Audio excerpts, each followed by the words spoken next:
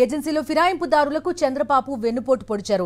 సీట్ల కేటాయింపులో గిడ్డి ఈశ్వరి, వంతల రాజేశ్వరికి మొండి చేయి చూపించారు. కిడారి సర్వేశ్వరరావు కుమారుడు శ్రవణ్ కు కూడా జలకిచ్చారు. అవసరం తీరాక కరివేపాకులాగా పక్కన పడేశారు చంద్రబాబు. పాడేరు అసెంబ్లీ గిడ్డి ఈశ్వరి, అరకు పార్లమెంట్లో శ్రవణ్ పోటీ చేసే స్థానాలను బీజేపీకి కేటాయించారు.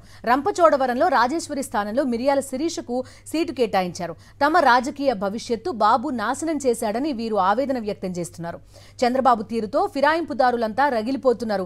విలువలు లేని వ్యక్తి చంద్రబాబు అని ఆగ్రహం వ్యక్తం చేస్తున్నారు. గిడ్డి ఈశ్వరికి పాడేరు సీట్ ఇవ్వాలంటూ కార్యకర్తలు నిరసన చేపట్టారు.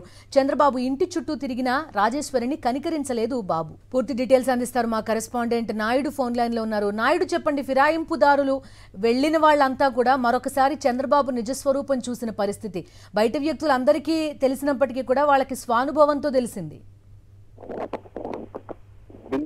అల్లూరు జిల్లా ఏజెన్సీలో ఫిరాయింపు నేతలకు చంద్రబాబు నాయుడు తన ఎన్నుకోటు మార్పు రాజకీయాన్ని చూపించారు. వార్త అవసరం తీరిందని చెప్పిన తర్వాత వారిని పూర్తిగా పక్కన పెట్టేశారు. 2014 ఎన్నికల్లో వైఎస్ఆర్సీపీ తరఫున రంపచోడవరం, అలాగే అరకు, పాడేరు నియోజకవర్గాల్లో గెలిచిన ఎమ్మెల్యేలు చంద్రబాబు నాయుడు ప్రలోభాలకు లొంగి వైఎస్ఆర్సీపీని వీడి ఆ తెలుగుదేశం పార్టీలో చేరారు. రంపచోడవరం నుండి వంతల రాజేశ్వరి, అలాగే పాడేరు నుంచి గిడ్డేశ్వరి, అరకు నుంచి కిడారి సర్వేశ్వరరావు ముగ్గురు కూడా పార్టీకి మారారు. అయితే వారిలో వంతల రాజేశ్వరి అలాగే గిడ్డేశ్వరికి ఈసారి ఎమ్మెల్యే టికెట్లు కేటాయించలేదు.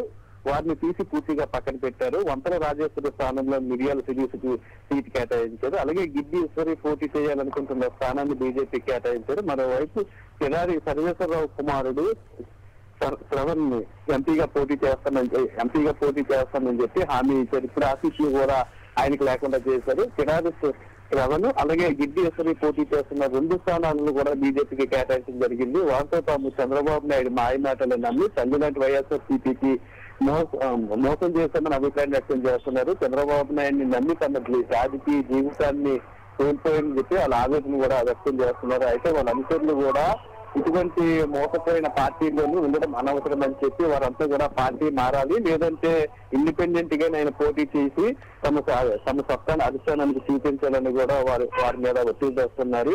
గిడ్డేశ్వరికి సంబంధించిన తెలుగుదేశం పార్టీ కార్యకర్తలు ఇప్పటికే పెద్ద ఎత్తున అరకులో ర్యాలీ నిర్వహించారు. చంద్రబాబు నాయుడుకి వ్యతిరేకంగా నినాదాలు చేశారు. ఏదైతే అధిష్టానం ఒక నిర్ణయం తీసుకుందో ఆ నిర్ణయాన్ని పునఃసమీక్షించుకోవాలని డిమాండ్ చేస్తున్నారు. లేదంటే ఇండిపెండెంట్ గా పోటీ చేయాలని ఆమె మీద ఒత్తిడి చేస్తున్నారు. క్రీడారి శ్రవణకు సంబంధించి శ్రవణ్కి ఎంపీ సీట్ ఇస్తామని చెప్పి కూడా చివరి నిమిషంలో మోసం చేయడంతో ఆయన ఇంటికే పరిమితమయ్యారు.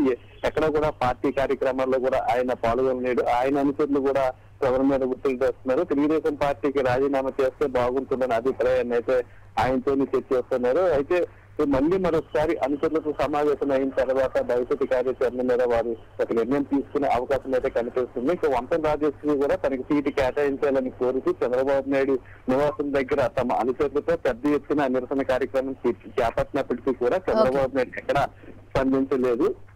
ఎక్కడ వారికి సీట్ ఇస్తామని కూడా ఒక హామీ కూడా ఉంది. దాంతో ఆమె తాను మోసపోయిన చంద్రబాబు నాయుడు మాటలు నమ్మిన అభిప్రాయాన్ని అయితే వ్యక్తం చేస్తుంది. మొత్తంగా ఏజెన్సీ ప్రాంతంలో ఉన్న అందరి నేతలు కూడా చంద్రబాబు నాయుడు వైఖరిని తప్పుపడుతూ చంద్రబాబు నాయుడు అంత మోసకారి నేతలు తాము ఎక్కడా చూడలేదని అవసరమైన తర్వాత తామందరినీ కూడా కరివేపాకులా పక్కన పెట్టేసిన అభిప్రాయాన్ని అయితే వ్యక్తం చేస్తున్నారు. Okay Naidu, thank you.